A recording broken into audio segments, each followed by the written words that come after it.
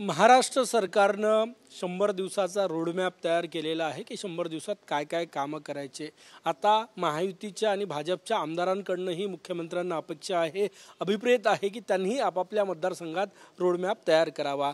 भाजपचे सावनेरचे आमदार डॉक्टर आशिष देशमुख यांनी आपला रोडमॅप तयार केलेला आहे। भाऊ, मुख्यमंत्र्यांनी रोडमॅप तयार केलेला की 100 दिवसात महाराष्ट्राला कुठे न्यायचं, काय करायचं, त्यांना अभिप्रेत आहे की आमदारांनी करावं। तुम्ही काय नियोजन केलं?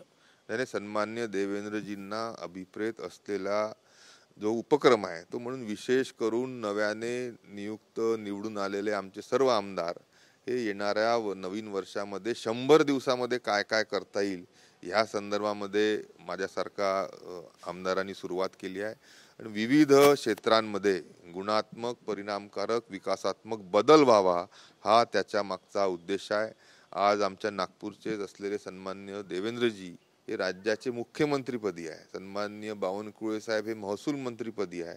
ह्या सर्वांच्या माध्यमातून आरोग्य असेल, शिक्षण असेल, सिंचन असेल, ह्या सर्वांचा आम्ही कृती आराखडा केला आहे। रोजगाराच्या संदर्भामध्ये मग तो तरुणांचा असेल किंवा महिलांचा असेल, ह्या सर्व संदर्भामध्ये देखील आम्ही मागच्या महिन्याभरामध्ये नियोजन केलं आणि आता त्याच्यावर आम्ही कृतिशीलरित्या काम करत आहोत। भाऊ, कुठले 100 दिवसात तुमचा मतदारसंघ जो आहे, तुम्ही नवीन मतदारसंघ आहे तुमच्यासाठी, काय काय नियोजन, कुठल्या क्षेत्रात 100 दिवसात काय काय काम करणार, काय टार्गेट ठेवलं असेल? हे बघा, उदाहरणार्थ आरोग्य।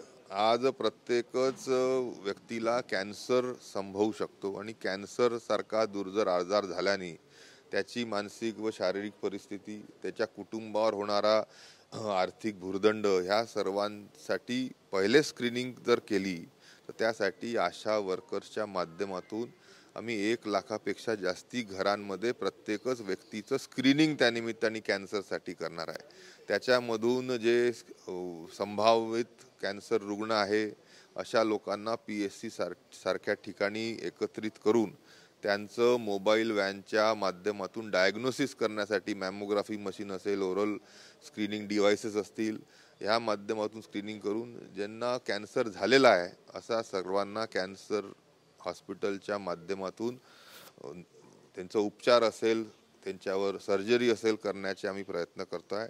असा सावनेर कळमेश्वर विधानसभा क्षेत्रासाठी कॅन्सर मुक्त अभियान ह्या 100 दिवसामध्ये आम्ही राबवत आहे। आणखी काही नियोजन? नाही, नक्कीच बघा, महिलांच्या संदर्भामध्ये रोजगार हा अतिशय मोठा गरजेचा विषय आहे।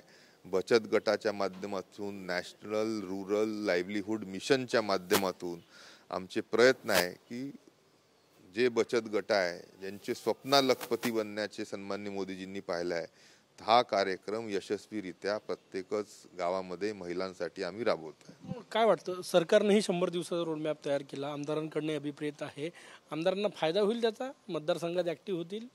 आणि बघा, 21व्या शतकामध्ये जेव्हा प्रोफेशनली आज संपूर्ण जग समोर जात आहे तेव्हा राजकारणामध्ये, विकास कामामध्ये देखील प्रोफेशनल ॲटिट्यूड यावा यासाठी देवेंद्रजी हरवेळेस आग्रही राहतात। आणि आमच्यासारखे आमदार नक्कीच या 100 दिवसाचा आराखडा कृतिशील करून त्या प्रोफेशनल ॲटिट्यूडला समोर आणण्याचे प्रयत्न करतो आहे। नक्कीच मुख्यमंत्र्यांनी आपला 100 दिवसाचा आराखडा तयार केलेला आहे आणि अभिप्रेत आहे की भाजप महायुतीच्या आमदारांनाही आपापल्या मतदारसंघात तोच आराखडा, तशाच प्रकारचं काम करावं जेणेकरून लोकांशी संपर्क टिकून राहील, विकासाला गती मिळेल। कॅमेरामॅन सचिन सयामसह गजानन माटे, TV9 मराठी, नागपूर।